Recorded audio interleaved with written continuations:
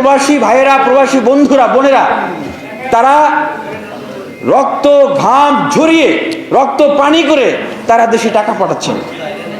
আর এই দেশ থেকে, এই দেশের দুর্নীতিবাজ এমপি, মন্ত্রী, আমলারা হাজার হাজার কোটি টাকা, লক্ষ লক্ষ কোটি টাকা তারা বিদেশে পাচার করছেন। একদিকে তারা দেশকে বাঁচানোর জন্য সর্বোচ্চ চেষ্টা করছেন, আরেকদিকে তারা দেশটাকে খেয়ে ফেলার জন্য সর্বোচ্চ দুর্নীতির আয়োজন করছেন।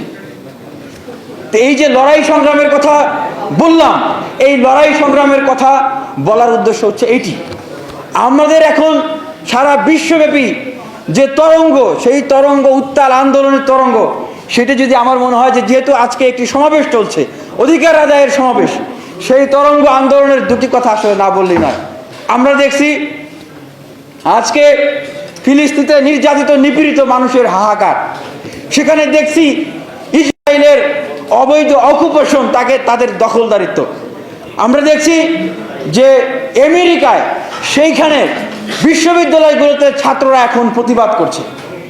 আমেরিকার সেই বিখ্যাত বিশ্ববিদ্যালয় কলম্বিয়া বিশ্ববিদ্যালয়, যে বিশ্ববিদ্যালয় থেকে ভিয়েতনাম যুদ্ধের সময় সেই যুদ্ধের নিন্দা জানানো হয়েছিল, আজকে সেই কলম্বিয়া বিশ্ববিদ্যালয় আবারও গড়ে উঠেছে। আমেরিকার ইয়েল বিশ্ববিদ্যালয়, মিশিগান বিশ্ববিদ্যালয়, মেক্সিকো বিশ্ববিদ্যালয় থেকে বিশ্ববিদ্যালয় সহ প্রায় অর্ধ শতাধিক বিশ্ববিদ্যালয়ের তরুণ ছাত্ররা আজকে ইসরায়েলের এই বর্বরতার বিরুদ্ধে তারা সেখানে রুখে দাঁড়িয়েছে।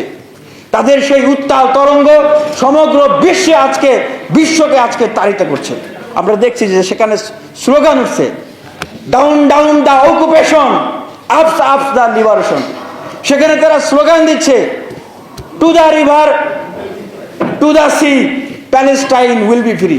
তারা সেখানে স্লোগান দিচ্ছেন 1 2 3 4, we don't want bloody war.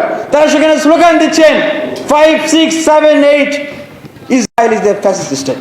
সুতরাং এই যে স্লোগান ধ্বনিত হচ্ছে সারা বিশ্ব জুড়ে, এই স্লোগান যখন আমি শুনছি, আমি শুধু ইসরায়েলের কথা শুনছি না, আমার মনে হচ্ছে যে আমি শুনছি এখানে আমরা ভারতের বিরুদ্ধে, ভারতের আধিপত্যবাদ, তাদের অকুপেশনের বিরুদ্ধে আমরা স্লোগান দিচ্ছি। আমি শুনছি আমরা যদি এভাবে নীরব থাকি, কিছুদিন পরে আমাদেরও এই বাংলাদেশ দেখা যাবে যে ফিলিস্তিনের মতো অবস্থা হয়ে গেছে, আমরা এখানে আর মাথাচাড়া দিয়ে দাঁড়াতে পারবো না। সেই জায়গাটাতে আমাদেরকে এখনই সোচ্চার হতে হবে, সেই ফিলিস্তিনের মতো অবস্থা এই আগ্রাসী ভারত যেন এই বাংলাদেশে করতে না পারে।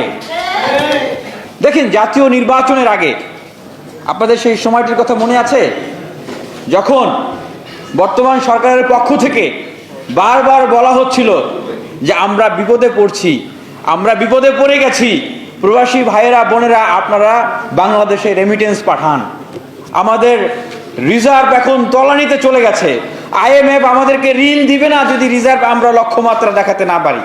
তার মানে কি, বাংলাদেশ বিপদে পড়লে প্রবাসীদের কাছে, প্রবাসীদের প্রতি আহ্বান জানাতে হয়। বাংলাদেশের বর্তমান নিট রিজার্ভ কত আপনারা জানেন? বাংলাদেশের বর্তমান নিট রিজার্ভ হচ্ছে $16 বিলিয়ন নিচে। IMF এর লোন পেতে হলে আরো 1 বিলিয়ন রিজার্ভ আমাদেরকে থাকতে হবে। এখনো সরকার তাকিয়ে আছে সেই প্রবাসীদের দিকে, যে প্রবাসীরা রেমিটেন্স পাঠাবে, রিজার্ভ একটু জেগে উঠবে এবং তারা IMF এর লোনটা পাবে। কিন্তু এই যে প্রায় 1.5 কোটি প্রবাসী বিশ্বের বিভিন্ন দেশে তারা ছড়িয়ে ছিটিয়ে আছেন, এই 1.5 কোটি প্রবাসীদের জন্য আমরা আসলে কি করতে পারি, সেই ভাবনা থেকে এই প্রবাসী অধিকার পরিষদের সৃষ্টি। বর্তমানে প্রবাসী অধিকার পরিষদের প্রধান উপদেষ্টা হচ্ছেন গণ অধিকার পরিষদের সভাপতি জনাব নুরুল হক নূর। আমি গতকালকে রাতের একটা গল্প বলবো। ইটালির যিনি আমাদের প্রবাসী অধিকার পরিষদ শাখার সভাপতি, হঠাৎ করে তার ফোন থেকে আমার একটা ফোন আসলো। তো তিনি ফোন দিলেন, আমি অপর পাশে দেখছি যে আসলে ওনার চেহারা না, উনি ফোন দিয়েছেন অপর পাশে আমার এক বন্ধুর চেহারা। আমি যখন ঢাকা রাজুক কলেজে পড়াশোনা করি, সে আমার কলেজ ফ্রেন্ড। তো সে বলতেছে যে বন্ধু তুমি তো অনেক বড় নেতা হয়ে গেছো। কেন বন্ধু? বন্ধু এই যে ইটালিতে আসছি, ইটালিতে এসে আমি একটা বিপদে পড়ে গেছি, কাজ পাচ্ছি না, কাগজপত্র কিছু ঝামেলা হচ্ছে, এখন আমি কোথায় যাব?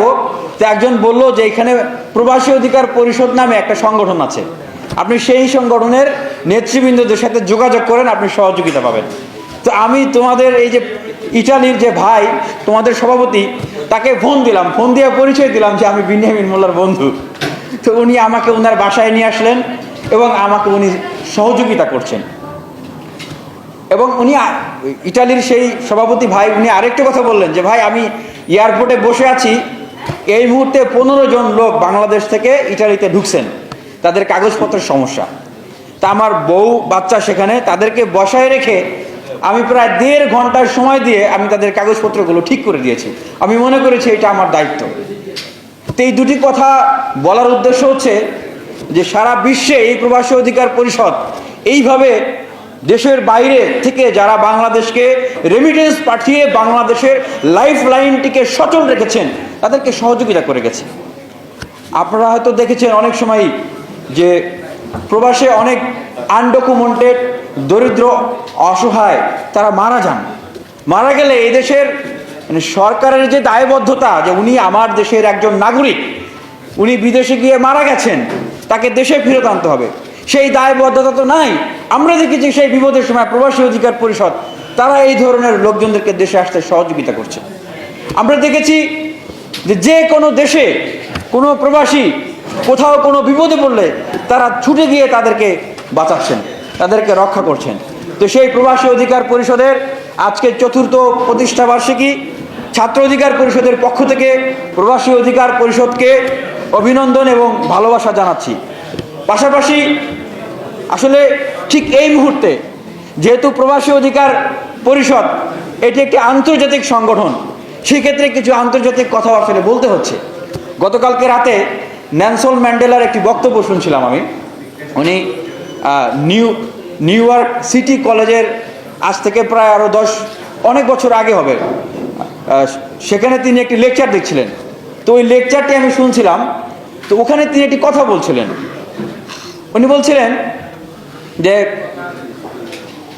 our attitude towards any country is determined by their attitude to our struggle. অর্থাৎ যে কোনো দেশের প্রতি আমাদের পররাষ্ট্রনীতির যে দৃষ্টিভঙ্গি, সেটি আসলে নির্ধারিত হয় যে ওই দেশ আমাদের যে সংগ্রাম, আমাদের যে লড়াই, এই লড়াইয়ের প্রতি আসলে তাদের দৃষ্টিভঙ্গিটা কি। এই কথাটি আসলে এই জন্যই বললাম যে আমাদের বাংলাদেশের এই মুহূর্তের লড়াইটা আসলে কি, আমাদের বাংলাদেশের এই মুহূর্তের সংগ্রামটা আসলে কি। আমাদের বাংলাদেশের এই মুহূর্তের লড়াই সংগ্রামটা হচ্ছে এই দুর্নীতি বান্ধব সরকার ব্যবস্থা থেকে মুক্তি লাভ করা,